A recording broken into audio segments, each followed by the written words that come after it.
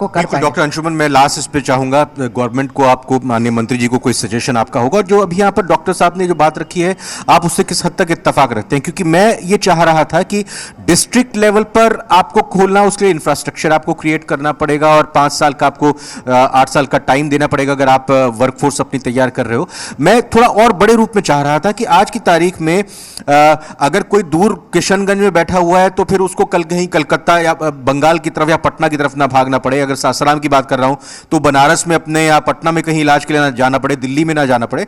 कम से कम मतलब ऐसी 4 जोन या 5 जोन बन जाए जहां पर पूरे बिहार में उन 5 जोन में बंटवारा अपने एरिया का हो जाए कि इन जगहों पर आपको सारी सुविधाएं मिल जाएंगी। आपको देश की राजधानी या बाकी प्रदेश की राजधानी या आपको कहीं और बाहर जाने की जरूरत नहीं है। तो इस टारगेट को हम कैसे अचीव कर सकते हैं?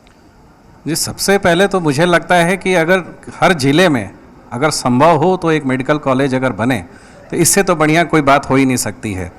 दूसरा चीज़ ये है कि सुपर स्पेशलिस्ट, जैसे कि इन्होंने बताया कि सुपर स्पेशलिस्ट का सेंटर जो हो वो डिस्ट्रिक्ट टाउन में अगर एक बन जाए और उसके लिए अगर ट्रेंड आदमी मिलता है, आपके लिए वही सेम चीज़ आता है सारा चीज़ कि सारा इंफ्रास्ट्रक्चर डेवलप करना, फिर उनके लिए एक एम्बियंस क्रिएट करना, उनको स्टे का प्रबंध करना, सारा कुछ एक वही पैरामेडिकल और सारा टीम एक फिर से लाना।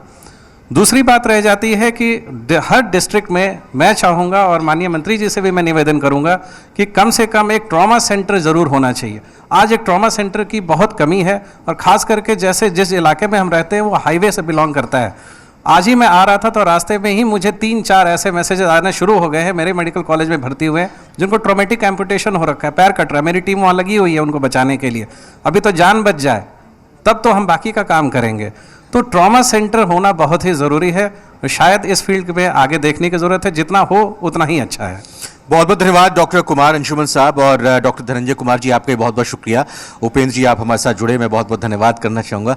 और एक बार फिर से मेरा आग्रह होगा अपने संपादक महोदय राजकमल जी से और साथ ही साथ स्वयं प्रकाश हमारे रेजिडेंट एडिटर सर से कि प्लीज़ माननीय मंत्री जी को मंच तक लेकर आएं ताकि हम हमारे तीनों ही सम्मानीय मेहमानों को मोमेंटो भेंट कर, स्मृति चिन्ह देकर उनको सम्मानित कर सकें, उनका धन्यवाद दे सकें। बहुत बहुत शुक्रिया।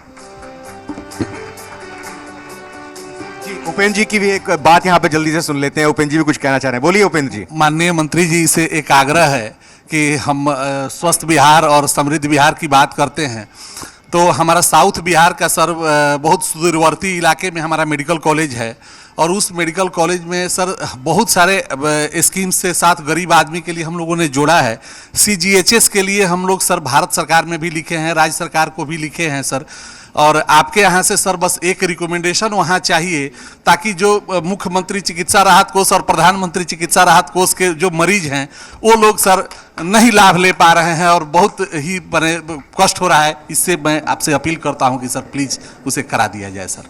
बिल्कुल उपेंद्र जी, आपने जो बात रखी है इस बात को हम जरूर सुना भी है माननीय स्वास्थ्य मंत्री जी ने। फिलहाल मेरा अनुरोध, आप प्लीज